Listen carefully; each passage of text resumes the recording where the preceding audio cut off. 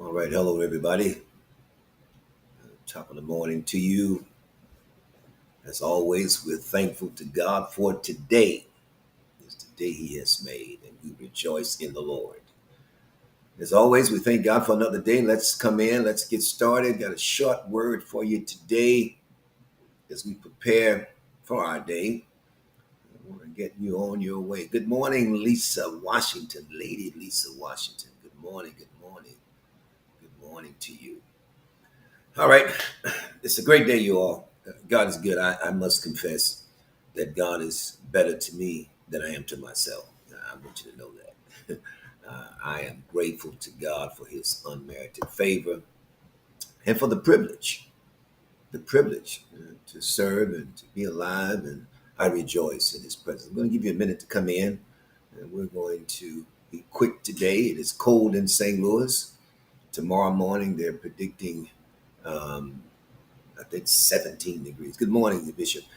Pastor Lincoln, Lisa from Chicago. That's right. Good morning. Love you too. Love you too. Mr. Mark Hughes, hello to you. Tammy Williams.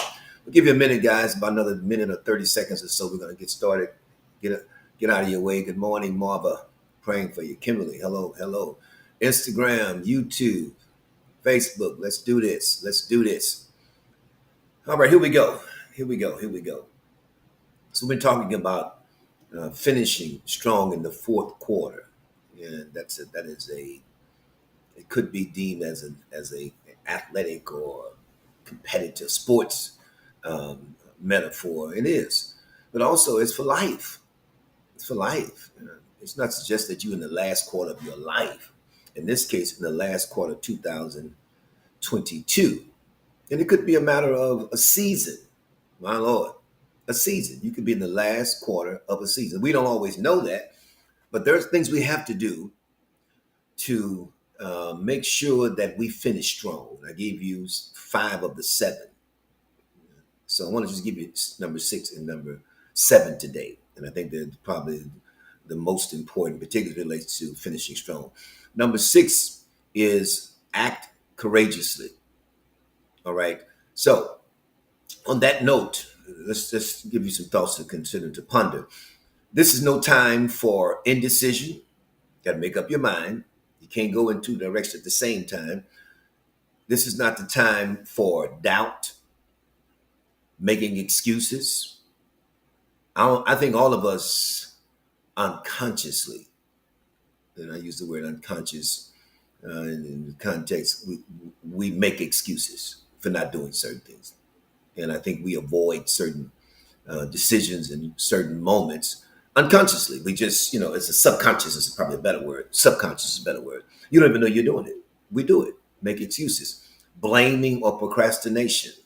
Again, if you're going to act courageously, you can't go through life blaming individuals. They didn't pass me the ball, or they looked over me. Hey, guess what? We all been looked over. All right.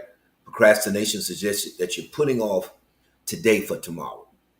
Fourth quarter, man. Real talk. I was having a conversation with someone yesterday about a particular situation, and I said to the person, individuals who are respectively, I say, is addicted to certain behavior. It's really not the behavior. Well, it's the behavior, but more importantly, when individuals, let's say drugs, for instance, the drug addiction really is a residual of a deeper problem. It's called self. All right.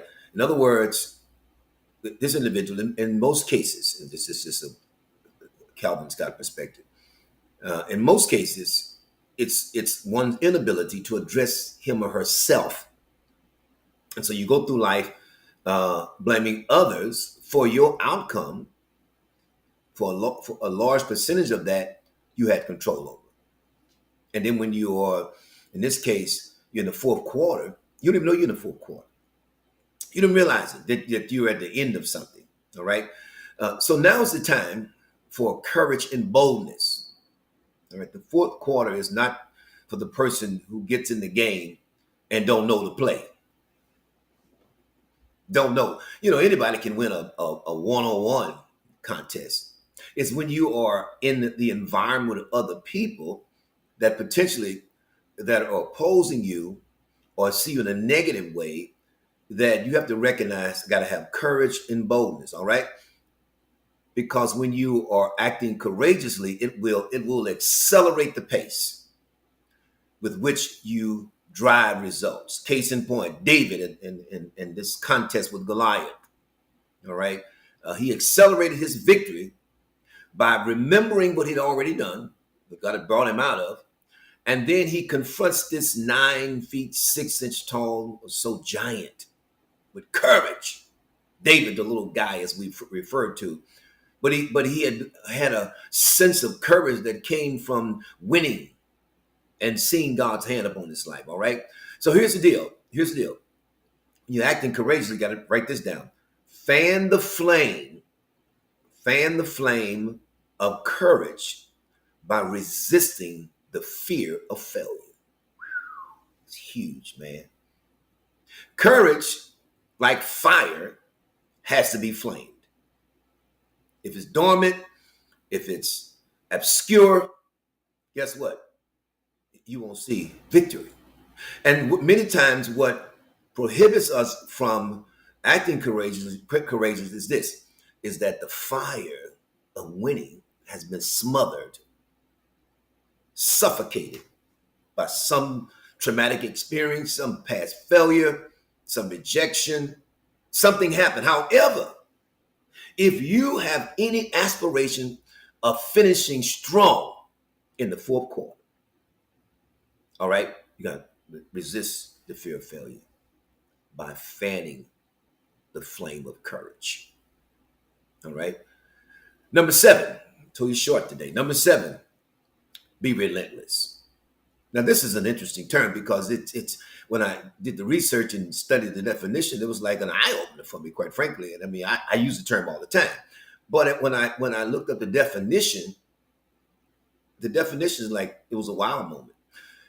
Relentless is defined or it describes something that is harsh, unforgiving, and persistent. It describes something that is harsh. I'm talking about relentless now, unforgiving, and persistent. Determined to do something and refuses to give up, even if what they are doing is unpleasant or cruel. Man, that's a word. That definition right there. There's nothing pleasant about being relentless.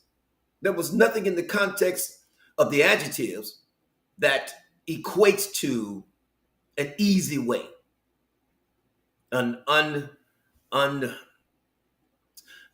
way that's without resistance. When one is relentless in the fourth quarter, it suggests that you're willing to take the pain. You're willing to recognize that pain can be unforgiving. Man, I can think of some, from a physical standpoint, surgeries, relationships, people, life, unforgiving, man. Unforgiving. Here's the key: persistent. It suggests that you refuse to give up, even if what they are doing or you are doing is unpleasant or cruel. I don't know of a time that I've worked out when I was really involved in sports for real, that it was pleasant. Ministry, family. Yeah. Didn't have some pleasant moments in ministry, but I'm speaking in terms of the progression of ministry, the progression of relationship, the progression of success, the progression. We're currently opening up our daycare in another few weeks or so. And it's been a very tedious process, but we're relentless, right? And you're going to hear more about that. Your success in crushing your goals and finishing the year strong is linked to your heart. Your heart. All right. What's your heart? All right. It's linked to your heart. Your heart is courage, determination, or hope. It's linked to your will, your steadfast commitment to your goals. What are your goals? What are your spiritual goals in the fourth quarter? What are your physical goals, your health goals, your financial goals? Hello, somebody. You got to make life a pie and cut the pie in whatever number of portions or pieces you want to cut it in. But, whether it's finance, whether it's relationship, whether it's your health, again, education, your business, cut that pie. And then determine, once you cut the pie, link your heart to it. Link your heart to, again, heart, courage, determination, hope. Your will, your steadfast commitment to your goals. So you're steadfastly committed to your goals.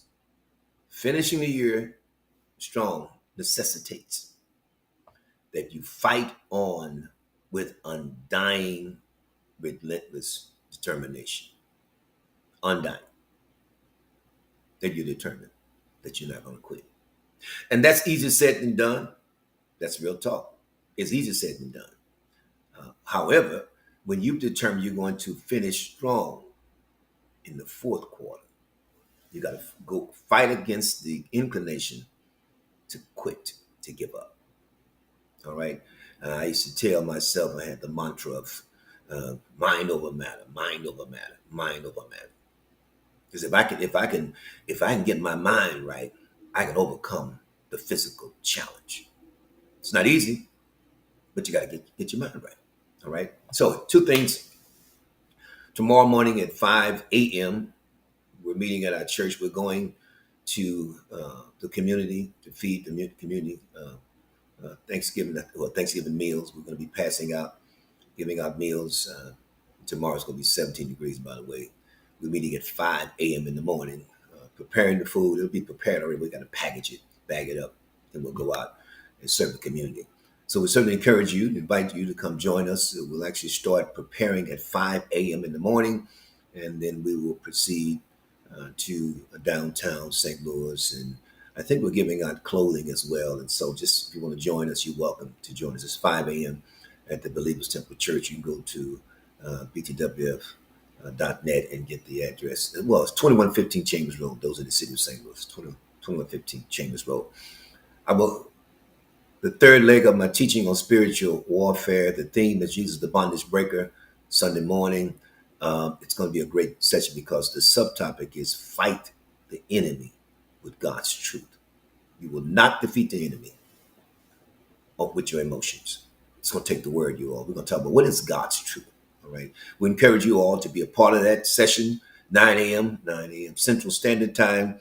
And if you're not in our city, you watch us on the various platforms under Believers Temple name, of course. And lastly, you all know this, your old boy will be 64 on Thanksgiving Day. I'm a turkey baby. So next Thursday will be my birthday. I'm excited about it. And I'm excited because God has blessed me to be around, and I hope to be around and see that great day. And certainly encourage you, invite you to celebrate. For all the November birthdays, by virtue of the fact that you're born in the month I'm born, you're highly favored of the Lord. All right, y'all be blessed. Have a wonderful day. Let's finish strong. All right.